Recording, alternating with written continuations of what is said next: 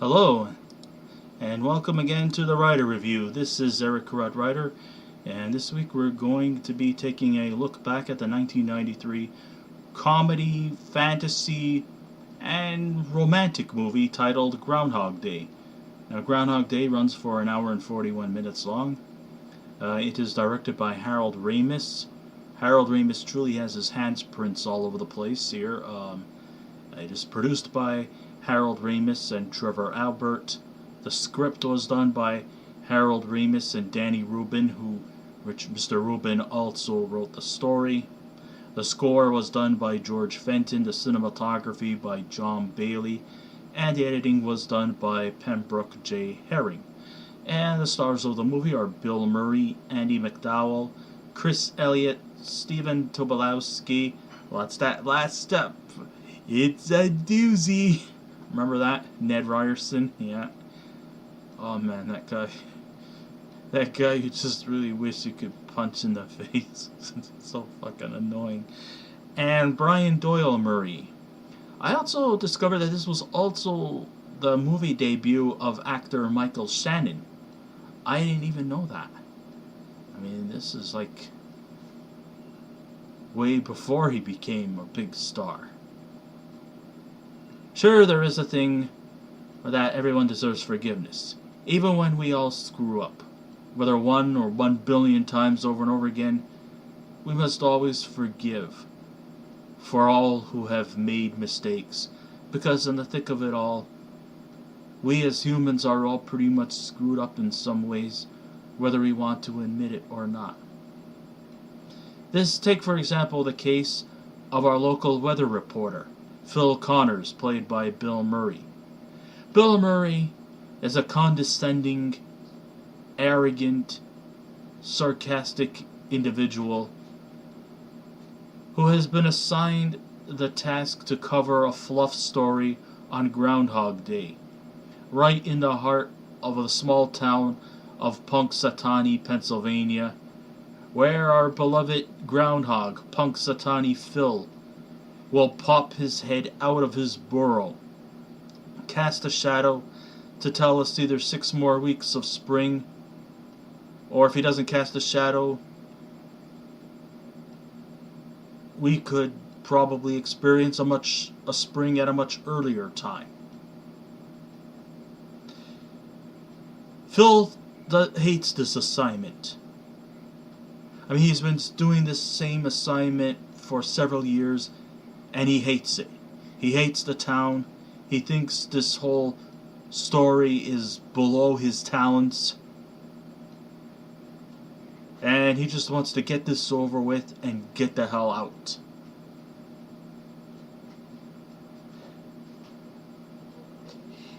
He doesn't seem to be impressed with this whole story, feeling that this is insulting his intelligence. But just as Phil was here to cover the story, he was about to return to Pittsburgh when all of a sudden there was warnings that a blizzard was going to approach. So he and his entire crew, which includes his producer Rita Hanson, played by Andie McDowall, and his cameraman Larry, played by Chris Elliott, well, because they blocked the highway to Pittsburgh, the state troopers, informed them that they blocked the highway, so now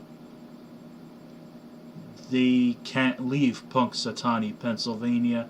So now they have to spend one night at a bed and breakfast or a motel until the next morning.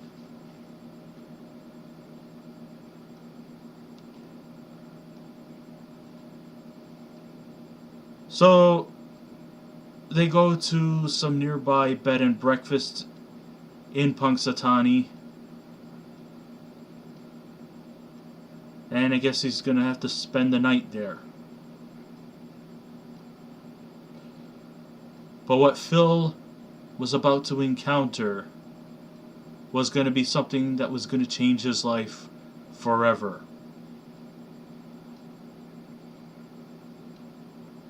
You see, the next day, so Phil spends the night at this hotel in Punxsutawney.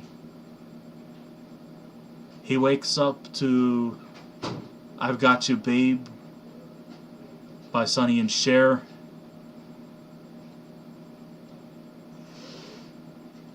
And we have, of course, these two obnoxious disc jockeys.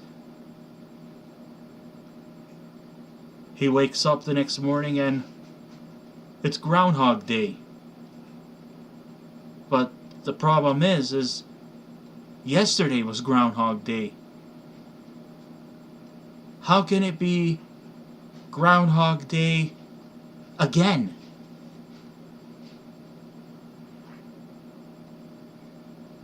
Today is February the 3rd, not February the 2nd. And it seems like he's kind of like in this parallel universe where every day he wakes up, it's Groundhog Day. He wakes up to the same people greet him.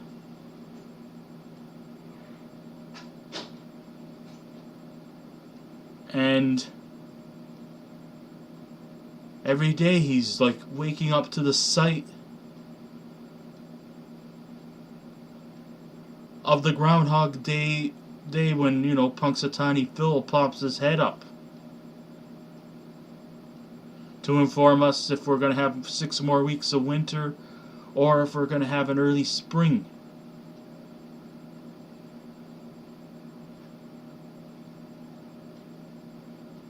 At first, he thought, oh, maybe it was just a dream. But then he realizes this is no dream, this is a reality. Some kind of epiphany, I guess, so to speak. And Phil is caught in some kind of a vortex that he just can't seem to get out of. So in some way there's a bit of a thriller type of thing. It's got some kind of a bit of a Twilight Zone or an Alfred Hitchcock type of theme going for it, where every day Phil wakes up to the same thing. It's Groundhog Day. He wakes up to the same people.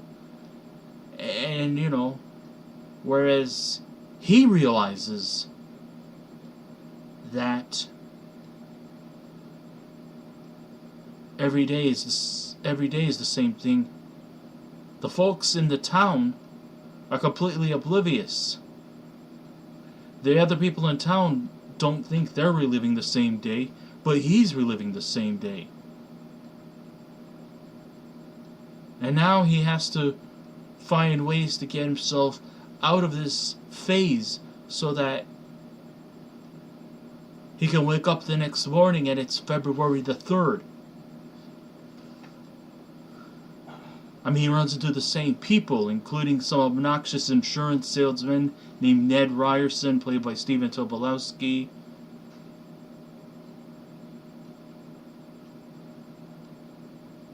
He walks down the street and then you hear the Pennsylvania polka in the background, and the mayor, of course, is there to awaken Punxsutawney Phil. And it comes to the point where Phil is like, how did I get myself into this? But the better question is, how do I get myself out of it? So then, Phil has to go through, does all kinds of different things. Maybe this was kind of a bit of a wake-up call to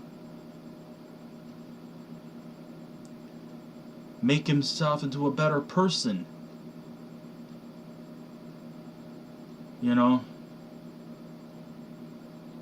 And to slowly get to better understand the people around him, including his colleagues, including the residents in the town. And also to take up some other stuff that he has never done before. He can do practically anything he likes, because the next day he wakes up to Sonny and Cher. He wakes up to these same obnoxious DJs. He wakes up to the same people all the time. Mrs. Lancaster comes downstairs, asks him for breakfast. Rita and Larry are down over at the site of where Punxsutawney Phil is gonna pop his head. And, the crew is ready to shoot for another Groundhog Day. And one by one, through each day that he keeps reliving, he tries to find ways to become a better person. He starts to take up other hobbies like ice sculpting. And more ways to know the villagers one by one.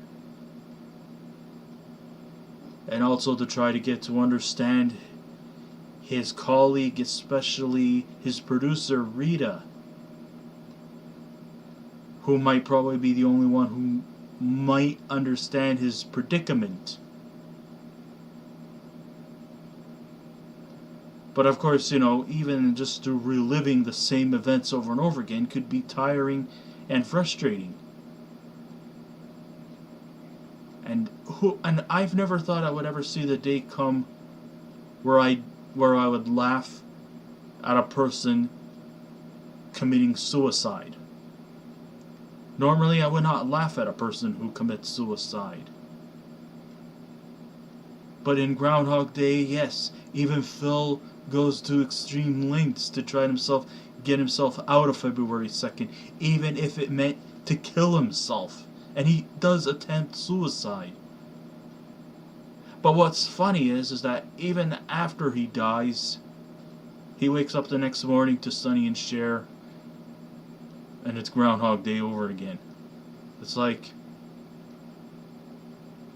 I guess even you can't escape your own problems. Even if falling off a building to your death, which is normally not funny. But Bill Murray's character actually makes it comedic. Because what's the point? I mean, he's not really going to die. He's going to wake up the next morning and it's Groundhog Day. And he does that in a couple of attempts. But as time goes on, he starts to get to know the people better. And he also starts to get a much more, a much more serious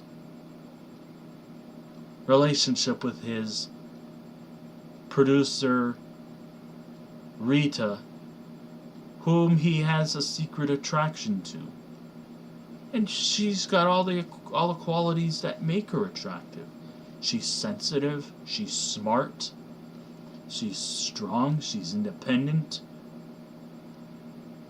And she's practically the heart to his job. And I think he needs her more than she needs him. And he tries to find ways to get her to become more attracted to him. And he tries to find ways for himself to become more attracted to her.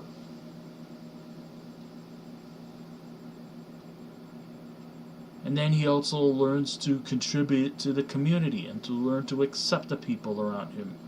And I think this is all just sums up for him trying to become a better person, to get a better understanding of people. I mean, before then, he's just this arrogant asshole who doesn't give a crap about anybody or anything. All he cares about is ratings and to go up in his life as a reporter.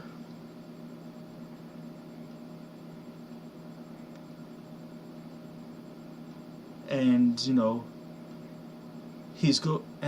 every step of the way he becomes this better person. And I think this is what it was trying to do.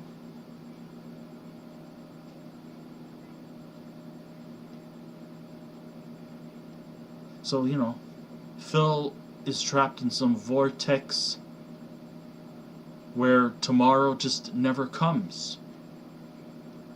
But one of the things that really makes Groundhog Day work is that underneath the comedy and fantasy plotting, there's a low, prolific genre of mystery involved as we try to piece the puzzle as to how Phil can get out of this bubble so that tomorrow can come and a new day will happen. I mean, this movie is very involved. I mean, we really get invested into the characters because they tell a story just as effectively as everyone else. Sure, Bill Murray is large and in charge here, and everybody else is just playing support.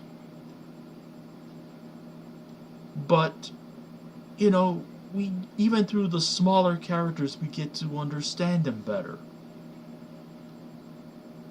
And we try to piece together of how Phil can get himself out of this trap of reliving Groundhog Day over and over again.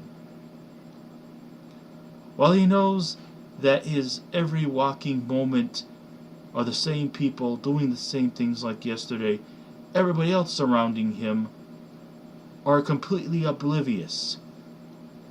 And through every repeated day, he always has an advantage to go over his day and reconsider his wrong ways in hopes to change his ways and thoughts and to become a better individual. The perfect individual for this task to be a better character is his co-worker, Rita, who has been quite patient towards Phil's demands and general lack of courtesy, and that she is his only hope. I mean, he needs her more than she needs him. And in order for him to break the burden, she needs to help him through. So many people may have thought that this movie was sexist. Well, that's a misconception. In fact, I think the feminist side towards this movie was that Rita was the key to get himself out of this vortex. Like I said, he needed her more than she needed him.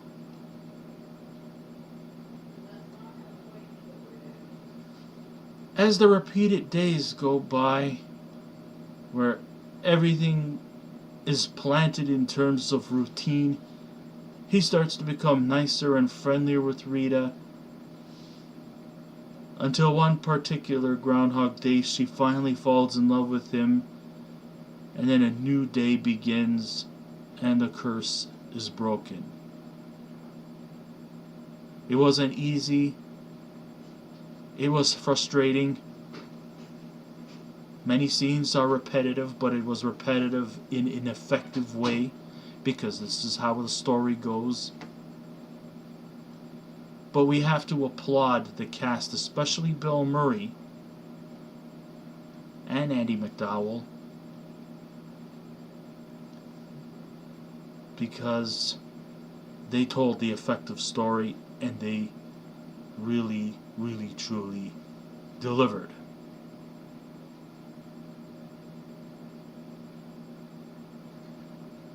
So although this is primarily a comedy, there are very high levels of thought-provoking factors we can all certainly reflect upon, it's got some kind of feelings sort of in similar veins to a couple of Christmas movies that come to mind. Yeah, okay, I know the holidays are over, but I decided to do my writer review about Groundhog Day while smack in the middle of near the end of the holiday season to just before Groundhog Day, which is in less than a month. It's kind of surprising that, we're focusing on Groundhog Day here. Probably one of the most overlooked pagan events going. I mean, we have a lot of Christmas movies, we have we don't, with Halloween, we just watch a bunch of scary stuff. Valentine's Day, we watch romantic comedies. Not too much Easter, but Thanksgiving would probably be synonymous with planes, trains, and automobiles. But yeah, Groundhog Day has always been considered overlooked. So I thought it was kind of a rare occasion where Groundhog Day was the holiday of emphasis.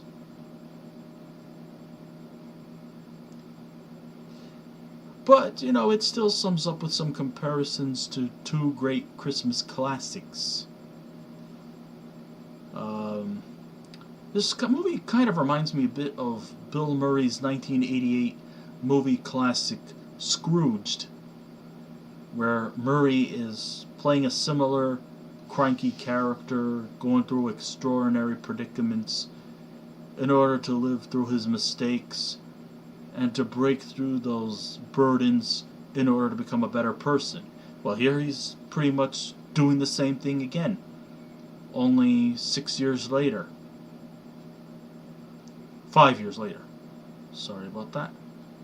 And even though it's a Groundhog Day movie, there's another Christmas movie that has a very similar plot as well.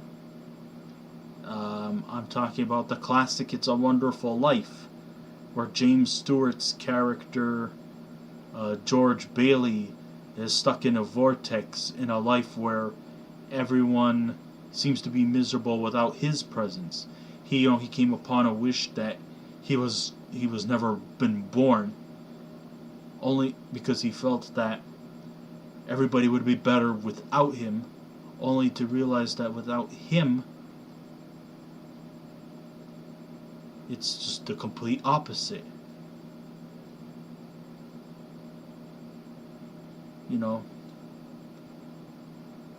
Everybody can change. It's never too late. When you look upon the things you've done wrong, it's always good to turn that wrong into something right. So in Groundhog Day, Phil discovers that everyone would be happier if he was not involved in their lives. But the question is, would he be any happier? No. He knows that people would still live on without him. But in order for him to realize that, he has to break that burden, become a better person, and to realize his wrongdoings in hopes that he could change as well.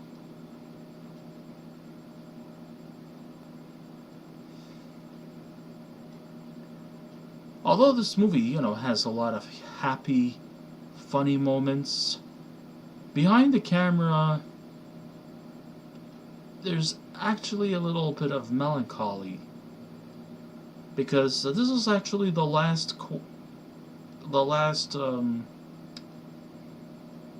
collaboration between Bill Murray and longtime friend Harold Ramis. I mean, in the 70s and 80s, Bill Murray and Harold Ramis had collaborated in many movies, including Stripes and Ghostbusters and several other movies. It was said that after Groundhog Day, Bill Murray and Harold Ramis had a falling apart, and they were on speaking terms for a long, long time, and they've only managed to reconcile their differences shortly before Harold Ramis's misfortunate death. But at least it was nice that Murray and Ramis finally did make peace with each other shortly after Ramis's death in 2014.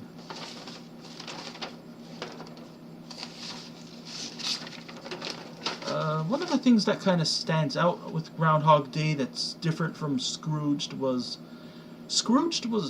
pretty dark in content. And it had kind of more of a misanthropic edge to its comedy.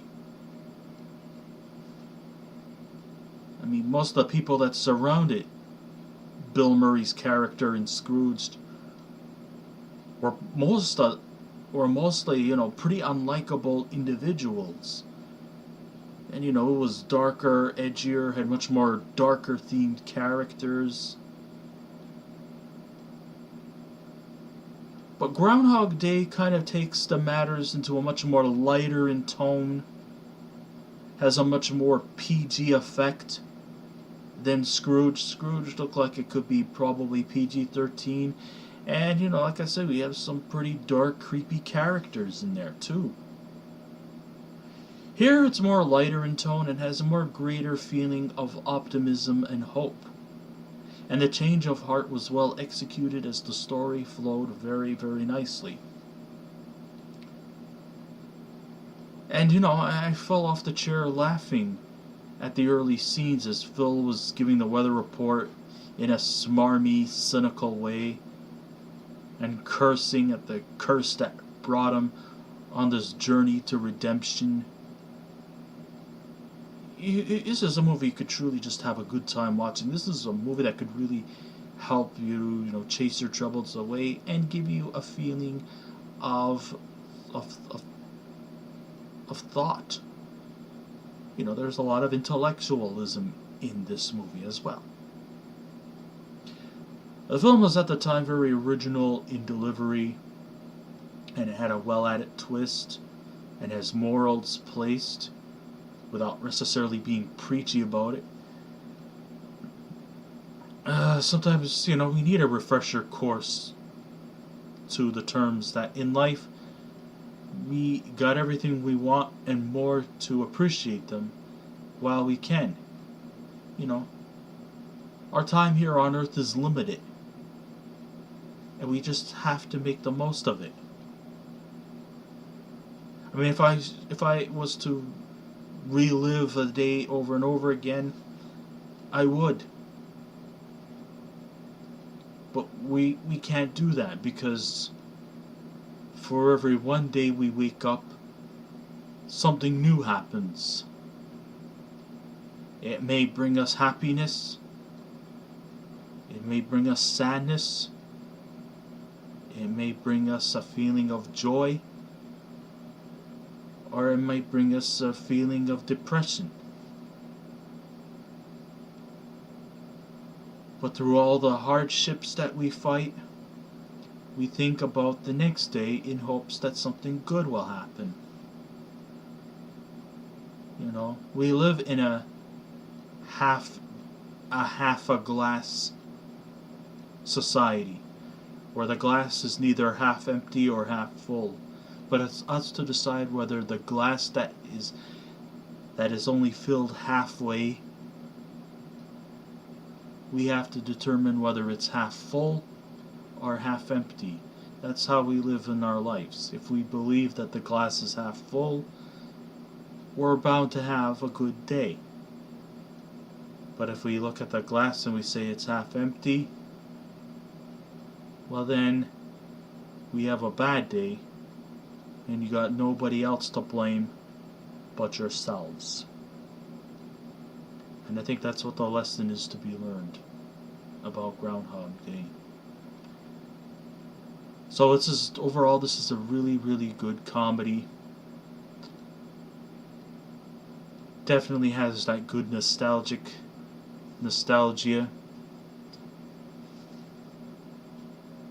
And it's a real feel-good movie to just sit back and enjoy.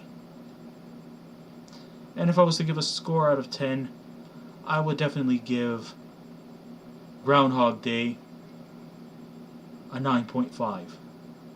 So I guess this ends my writer review. Thank you all for listening in. If you wish to subscribe to my channel, please feel free to do so. If you wish to leave a comment, go right ahead. But just remember, be kind, be courteous, and please refrain from any rude comments. And now we'll be back again with another movie review.